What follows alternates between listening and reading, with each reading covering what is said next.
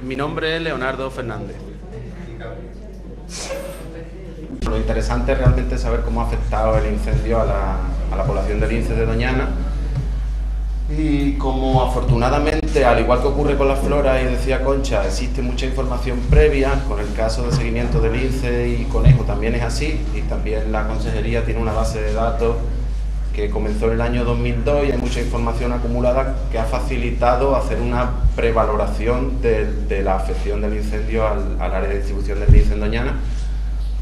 Pero para que entendáis un poco mejor esos trabajos, que luego, yendo al terreno y haciendo la valoración in situ con una propuesta de actuaciones o de mejora para minimizar ese grado de afección, quiero que entendáis primero cómo hacemos ese seguimiento rutinario, independientemente obviamente de que haya incendio o no lo haya, y gracias a toda esa información, pues los trabajos previos a esa toma de datos en el campo que hemos tenido, ¿no? Entonces, bueno, como decía, desde el año 2002 y especialmente empieza con más intensidad con el primer proyecto La Lince en 2003, existe una base de datos donde alimentamos con todos los indicios de presencia que vamos localizando en el campo la presencia del animal, ¿no? Y como os podéis imaginar, pues y dado que el sustrato en Doñana es arena o arcilla, ambos bastante buenos, idóneos para registrar huellas. La huella es el sistema más antiguo, el más barato, el más acumulado en esa base de datos y el que se utiliza para determinar presencia o ausencia con más facilidad, ¿no? Existen distintos tipos de huellas, no vamos a entrar en detalle, y los excrementos también son otro de los indicios más fácilmente localizables.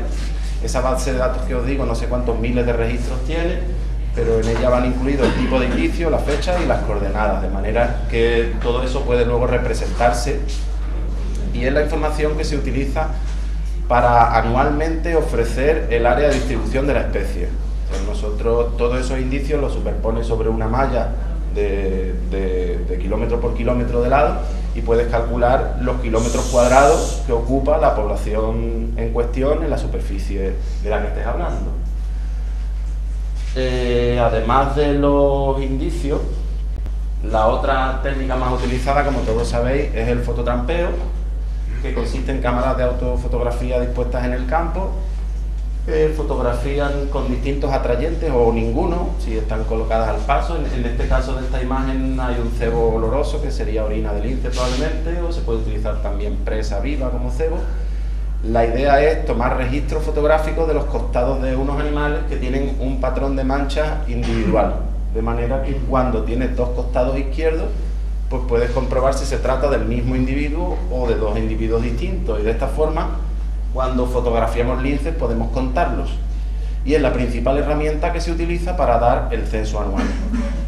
También me gustaría aprovechar para comentaros que el censo anual que ofrecemos en la Consejería de Medio Ambiente no es un censo, puesto que es muy difícil tener una foto fija de una población de lince.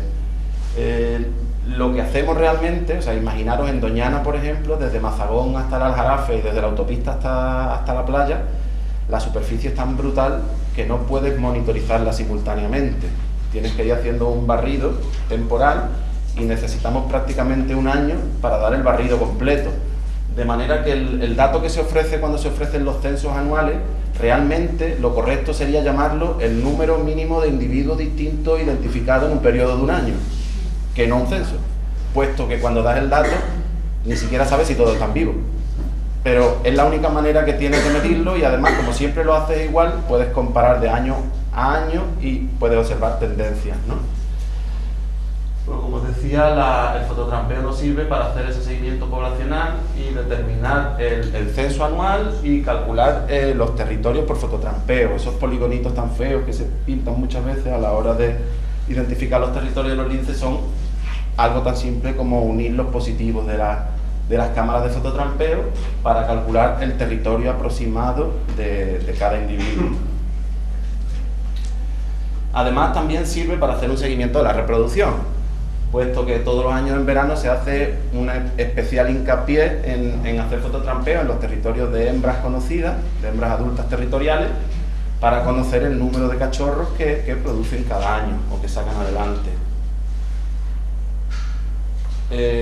También puntualmente el fototrampeo puede servir para detectar problemas de salud, porque fortuitamente en una imagen que captura una cámara puede detectar alguna anomalía que te permite tomar la decisión de si intervenir o no para, según el grado de afección que pueda parecer que tenga el animal a la hora de intentar ayudarle o salvarle según sea el caso, ¿no?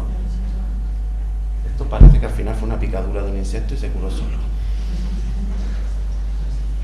Luego también el fototrampeo sirve para evaluar el efecto o el resultado de las actuaciones de conservación. Eso que veis ahí, por ejemplo, es un cercado de alimentación. ¿Veis bien?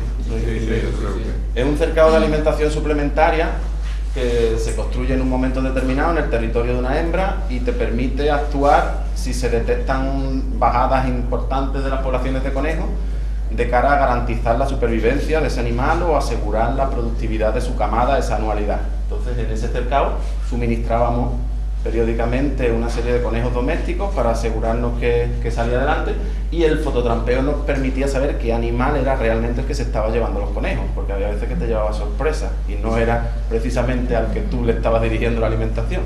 Hay algunos zorros muy listos y hay rapaces. En este caso, el fototrampeo ha servido para evaluar, esto también se hace más fácilmente con huellas y rastros, pero el fototrampeo te permite conocer qué individuos lo hacen. Esto es un paso de fauna y en la carretera Matalascañas El Rocío, y gracias al fototrampeo pues puedes confirmar qué animales son los que están utilizando esas infraestructuras para hacer cruces seguros de vías asfaltadas. Bueno, esto con respecto al el otro sistema de seguimiento es el radioseguimiento, que también lo conocéis todos. Son los collares emisores que existen de distintos modelos, sistemas y que sirven para muchísimas cosas. Yo hice un listado ahí que realmente te permiten afinar mucho más. Cuando se representan los territorios, en vez de con esos polígonos, con otros más circulares, más ameboides, más precisos, es porque estamos utilizando información de radioseguimiento, que es de mucha mayor calidad a la hora de conocer el territorio de un individuo. Y sirve para saber hacia dónde dispersan los animales radiomarcados, para tener un poco de más control en sitios más conflictivos, pero verdaderamente el principal objetivo por el cual radiomarcamos a los linces es para conocer las causas de mortalidad. Es fácil imaginarse que no todas las causas de mortalidad tienen la misma detectabilidad. Los atropellos se detectan al 99% de los casos, pero un animal que se muere por furtivismo o enfermo debajo de un lentisco es difícilmente detectable. De manera que para valorar realmente cuáles son las causas de mortalidad, lo más interesante es conocerlas aplicadas a los animales radiomarcados, porque supuestamente tienes el 100% de probabilidad de encontrar sus cadáveres. De esta forma puedes saber de qué se están muriendo y trabajar en minimizar esas principales causas de mortalidad. Había puesto un par de diapositivas porque realmente no podemos monitorizar con coherencia la población de lince si no se hace un seguimiento lo más preciso posible de la población de conejos, por la relación indiscutible que existen, ¿no? Realmente existen muchas metodologías de estima de densidades de conejos, ninguna es buena. Desgraciadamente los conejos son mucho más ingratos que los linces y son más difíciles de contar.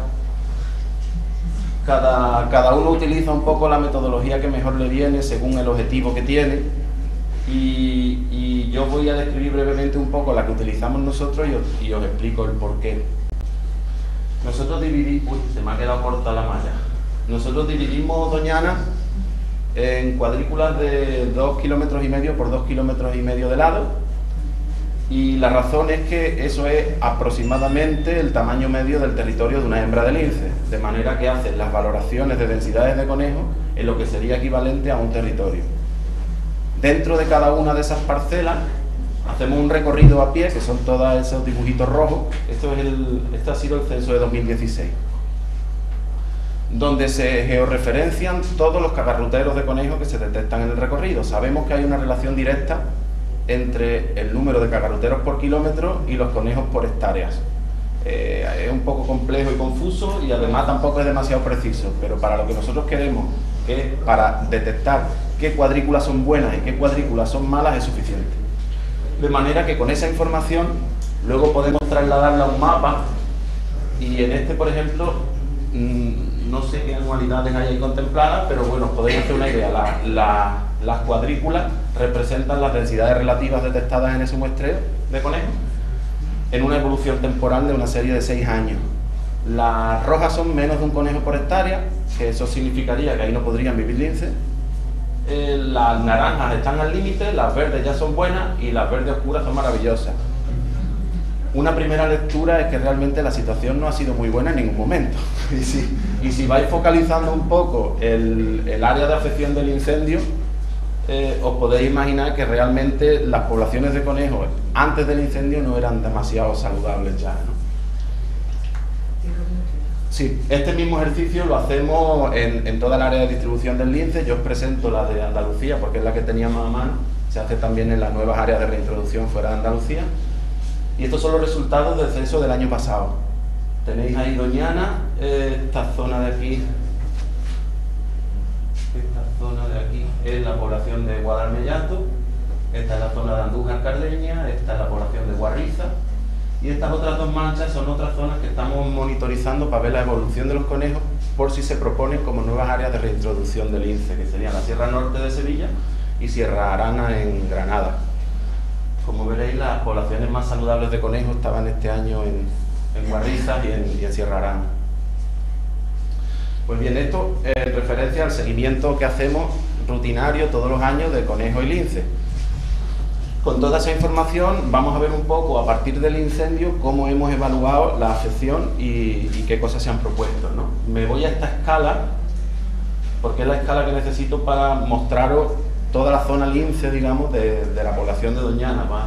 Vamos desde Islas Cristina hasta Utrera en el mapa, pero necesitaba esa escala para poder presentaros. Esto es la Red Natura 2000, para que os sirviera un poco más de orientación, la autovía. Yo creo que el mapa os es familiar, ¿no? No necesita mucha interpretación, ¿no? Pues bien, como decía, desde el año 2003 hasta el año 2016, este sería el acumulado de indicios de presencia de lince en la población de Doñana, que como veis trasciende bastante al espacio natural y no significa que haya en toda esa superficie ahora mismo lince, pero en toda esa superficie ha habido en algún momento de manera permanente lince entre el año 2003 y el año 2016. Con lo cual, esa es la superficie que la Consejería de Medio Ambiente utilizó en el plan de recuperación del lince para considerar el área crítica de presencia en Doñana. Pues llegamos al incendio, que ahí os podéis hacer una idea de la superficie que se correspondería en afección al área crítica de distribución del lince en Doñana. Esa fue la primera capa que se generó del incendio, sobre la que empezamos a trabajar antes de ir al campo, porque realmente el incendio todavía no estaba apagado del todo, ya estaba controlado y ya estaban terminando las labores de extinción, pero se hizo un trabajo previo de cartografía para hacer una prevaloración de la afección que había tenido la población de lince, ¿no? Nos vamos ya, o volvemos ya al incendio, y sobre esta capa, como os comentaba, y teniendo en cuenta la información generada de las anualidades anteriores, pues pusimos ahí una serie de manchillas verdes que se corresponden con actuaciones de mejora de hábitats del conejo. Son básicamente cercados que utilizamos para hacer repoblaciones o para hacer alimentación suplementaria, por ver cuáles habían sido afectados por el incendio en una prevaloración, como digo, y los polígonos azules se corresponden con las hembras territoriales del año pasado. Hay ahí una cosa rara, que es esa mancha tan grande, ese polígono tan grande que queda ahí al oeste, que yo no sé si atreverme a considerar eso un territorio, porque eso es una hembra que fue desplazada de su territorio hace 2 años y desde entonces se mueve muchísimo, siempre en ese triángulo, pero se mueve tanto que yo no sé si eso considerarlo un territorio. En cualquier caso, ese animal está radiomarcado y desde el momento cero pudimos detectar que seguía con vida y que estaba fuera de la zona del incendio. Esta otra de aquí, como veis, fue afectada en una superficie muy pequeña y poco tiempo después del incendio pudimos fotografiarla. O sea, en este momento era saber cuántos territorios habían sido afectados y si seguían ahí todos los animales o no.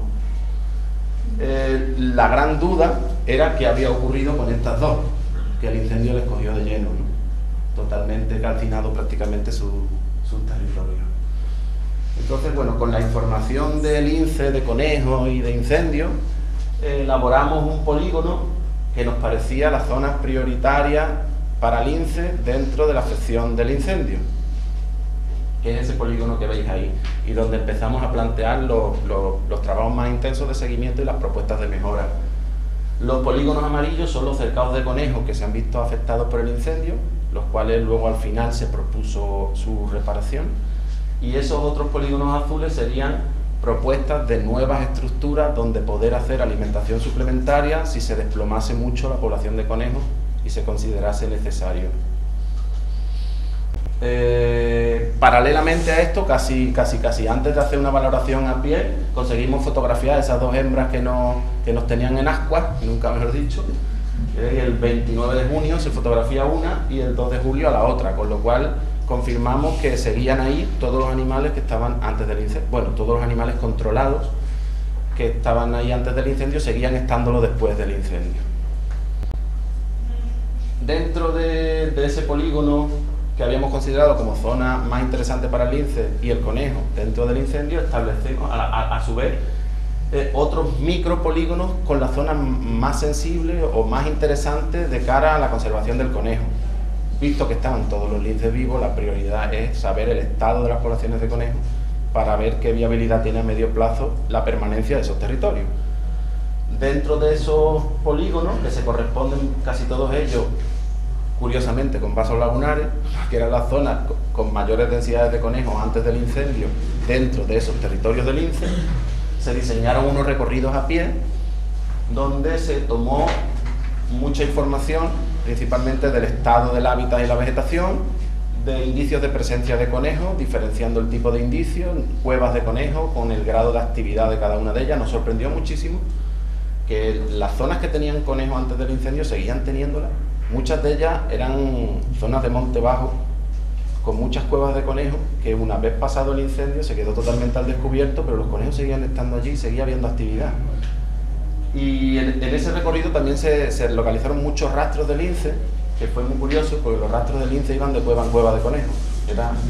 Era una cosa lógica de pensar, pero claro, cuando estaba el matorral no era visible.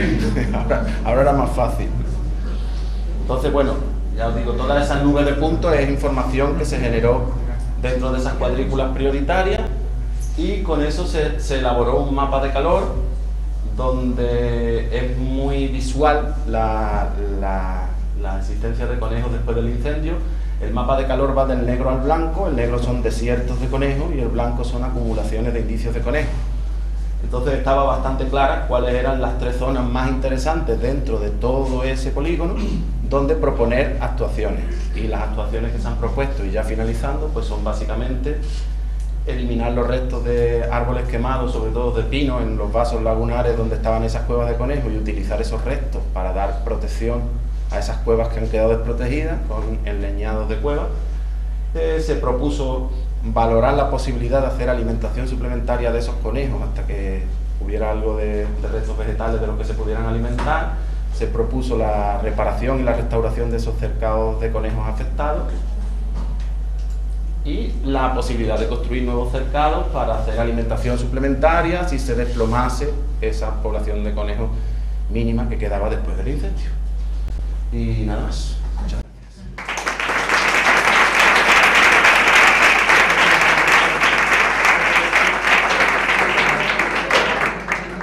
Un poco de tiempo para que podáis intervenir. Y ahora es el momento para que podáis hacerle las preguntas, si queréis hacer alguna pregunta, si queréis alguna intervención, alguna propuesta, lo que queráis, ¿vale? Bueno, sobre todo un poco el hielo. El foco este ha tenido unas características bastante excepcionales por lo que habéis indicado, no solo por la velocidad de expansión y demás, sino que ha creado y ha generado nuevos espacios, ¿no? Entonces, vosotros, ¿qué consideráis que podría ser la clave para la regeneración? ¿El tiempo? O sea, dejar que las especies de plantas, de animales se vayan asentando, o de alguna manera habéis pensado en algún elemento que catalice y favorezca un poco la línea de desarrollo de la especie. Bueno, si lo veo desde un punto de vista de lo que con los distintos equipos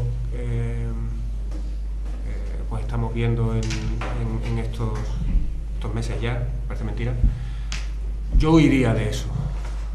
Yo precisamente lo que estoy viendo es lo contrario, que es precisamente poder atender la multiplicidad de factores, tanto de tipo físico, si quieres, como ya de procesos biológicos, con una complejidad grande, poco intuitivos en ocasiones, y que va desde escalas de trabajo macro me refiero a kilómetros, a tener la capacidad de poder actuar en escalas a veces de pocos cientos de metros cuadrados.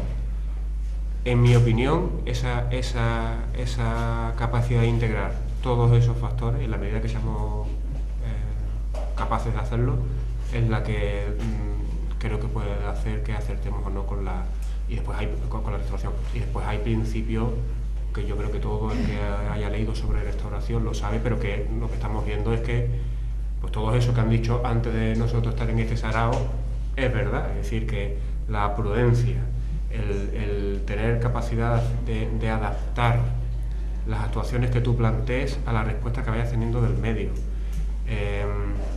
el que la aproximación sea multidisciplinar, en fin, basar las actuaciones en conocimiento. Un tema que nosotros nos estamos dando cuenta que también es muy importante, en que los agentes, por cierto, están siendo fundamentales, es en que muchas veces se plantean actuaciones con mucho cuidado, muy ponderadas y muy reflexionadas. Se hace el proyecto y después llega allí el maquinista, llega con el joystick de la máquina y empieza a... No, el ser capaces después de en el terreno trasladar todo esto que estamos diciendo, todo este cuidado a la ejecución del proyecto es fundamental también. Pero yo particularmente, en mi opinión, no sé si se comparte o no, pero mi opinión es la contraria, la de que no debemos pensar que hay un tema central sobre el que pivotar el resto de la restauración, sino que la restauración se compone de una cantidad de teselas del puzzle, que es la que hacen que aquello sea diverso y colorido y no gris o verde o solo verde, sino pues, diverso. Esa es mi impresión. No sé si mis compañeros de la mesa quieren añadir algo. Otra pregunta. Perdón, si no os importa, podéis identificar cuando vayáis a intervenir. Perdón. José, me llamo. Y de la si Asociación Elia de Córdoba. Vale, gracias. Sí, pues quería preguntarte que para el tema del control de la erosión eólica, ¿qué tipo de estructuras y materiales son las que se han comenzado a emplear? ¿Cómo? Pues mira, en un primer momento, por distintas causas, lo que estamos usando fundamentalmente es la propia vegetación que se ha quemado en la zona y lo que estamos es teniendo cuidado en cómo hacemos la disposición. Yo con esto, por ejemplo, insisto, los agentes han sido fundamentales. Yo no sé si Isidro ahora nos quiere contar un poco cómo han hecho ellos ese análisis, pero si leéis en manuales de restauración, pues también vais a encontrar desde la plantación de barreras verdes, ¿no?, a elementos artificiales como empalizadas de caña, cosas así que tú pones, bueno, de caña, cañizo, ¿no?, que tú pones, pero nosotros aquí de momento no preveemos, pero estamos vigilantes y haciendo seguimiento para ver si esto se desvirtúa, pero de momento no prevemos que vayamos a usar otros elementos. No sé si tú quieres contar un poco cómo se ha analizado eso. Porque el diseño concreto de la actuación son barreras perpendiculares a la dirección del viento dominante, que por coincidencia el terreno que estamos manejando, esta zona está modelada por el viento, son cordones de duna que tienen esa misma dirección. Entonces nos coincide la zona de barlovento de la duna, la zona por la que le entra el viento a la duna, que es la más expuesta y la que más problemas puede dar de movilización de las arenas por el viento. Coincide que tiene esa misma dirección perpendicular al viento, tanto la arena que nos mueve el viento como la ladera en general, que nos va a traer el agua de lluvia. Entonces esas barreras perpendiculares se establecen de forma que la parte se está haciendo con la misma madera quemada, de forma que la parte más gruesa del material quede orientada hacia el viento, de forma que el viento al chocar con ella vaya disipando la energía, se frene y deposite el material que pueda acarrear, y la parte fina hacia la pendiente que va a traer el agua, de forma que filtre y vaya parando todo el material que el agua pueda arrastrar, tanto cenizas como restos vegetales y material más fino. Y además ya ha funcionado, es decir, con las lluvias que ha habido, las pocas lluvias que ha habido en agosto, en algunas pruebas pilotos que teníamos hemos visto que están funcionando bien. Aquí una palabra. Mi nombre es Rosa Flores, vengo de la asociación Equipo de Mazagón. Y bueno, quería decir que a mí me preocupa mucho la prevención, porque todavía nos queda mucho opinar y mucha flora y fauna. ¿Y qué acción más inmediata, así, más efectiva se está poniendo en marcha para evitar los posibles incendios de nuevo en la zona?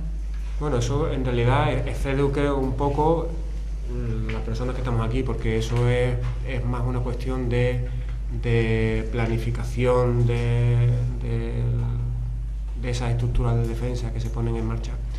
Yo sí puedo decir que, me refiero te refieres en el general del territorio, ¿no? Y eso pues es verdad que excede un poco lo que nosotros estamos haciendo, ¿no?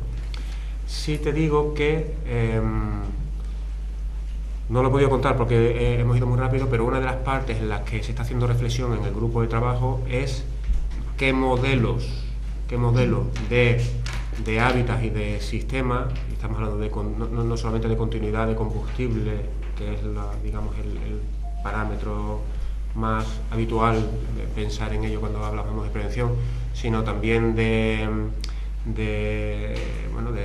composición específica, de densidad, en fin, lo que genera, los parámetros que generan la estructura del sistema son largos de contar ahora, ¿no? Pero sí que se está haciendo esa reflexión de cara a que la restauración que se haga del incendio, y eso se está haciendo en la parte del capítulo, además de adaptación al cambio climático, que eso sí que creo que lo comentamos que sea de pasada, pues ahí sí huir en el sentido de completar las estructuras más habituales de defensa contra incendios, que son los cortafuegos, ¿no? Las rayas que hay tan típicas de esta zona, pues con elementos no de ausencia de vegetación, pero sí que esa estructura de la composición de la vegetación y su composición pues haga que la frecuencia y la capacidad de propagación de los incendios sea menor. Pues todo esto siempre desde el punto de vista de la naturalidad del sistema, es decir, no metiendo elementos artificiales, sino porque, como sabemos, una cosa que se ha dicho al principio es que los sistemas mediterráneos conviven con el fuego. Bueno, pues eso es verdad, pero también es verdad que buena parte de los incendios tienen una causa humana y que los sistemas de la estructura de hábitat también tienen un componente humano muy importante, con lo cual eso es una verdad incompleta, por decirlo de alguna forma, ¿no? Todo eso es lo que estamos teniendo nosotros en cuenta, pero claro, como comprenderás, evitar la probabilidad de eso es irreal, ¿no? Plantearlo así. ¿Ha terminado? Sí. Yo soy Diana Colomina, soy coordinadora del área de restauración forestal de WWF y quería preguntaros sobre el recorrido de este grupo de trabajo, si está diseñado para diseñar el proyecto de restauración de la zona afectada por incendios o si va a continuar durante el mantenimiento y el seguimiento a largo plazo. Y si no es así, ¿qué estrategias estáis pensando para ver a largo plazo cómo va evolucionando esa restauración? Pues la pregunta no es menor, desde luego.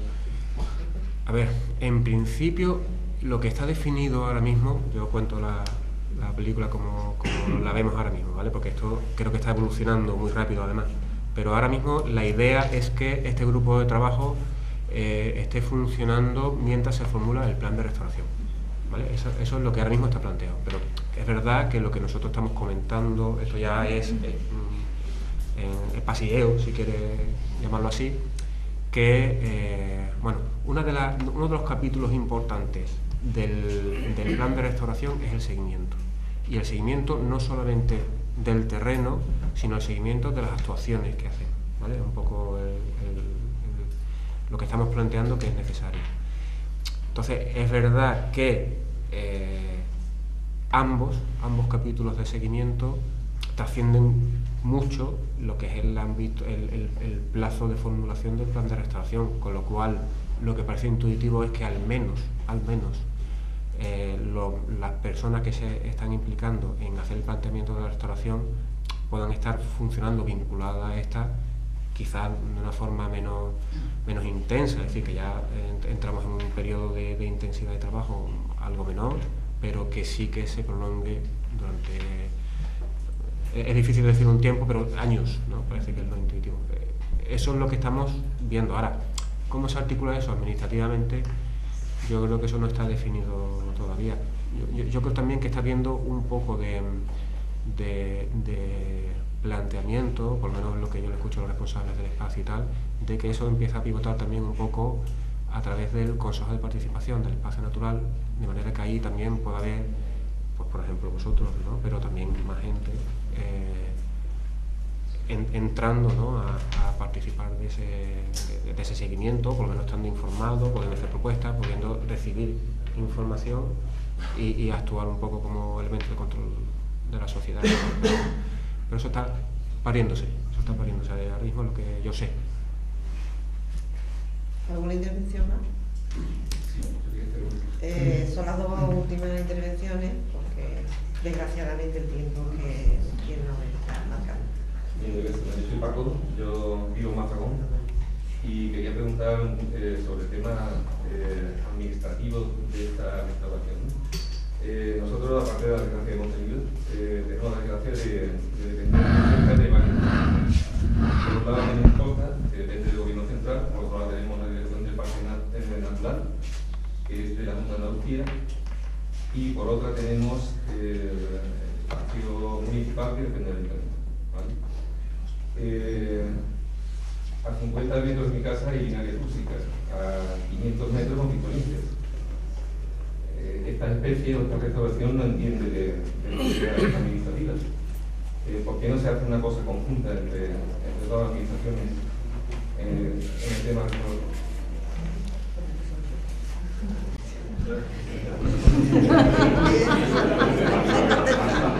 Bueno, a ver, yo creo que aquí hay varios elementos a tener en cuenta. Coincidiendo básicamente con esos diagnósticos que tú haces, hay un grado básico de coordinación que yo creo que se está teniendo en un nivel básico que sí que se está manteniendo, ¿no? Que es decir, se cuenta una administración con la otra para el desarrollo de determinadas actuaciones y tal, pero después es verdad que en el desarrollo de las competencias de cada una, pues esto funciona al nivel que funciona. Y nosotros hemos estado sentados hablando de una actuación que ha hecho el ayuntamiento, ¿no? Que es lo que había tenido contestación por parte de los vecinos.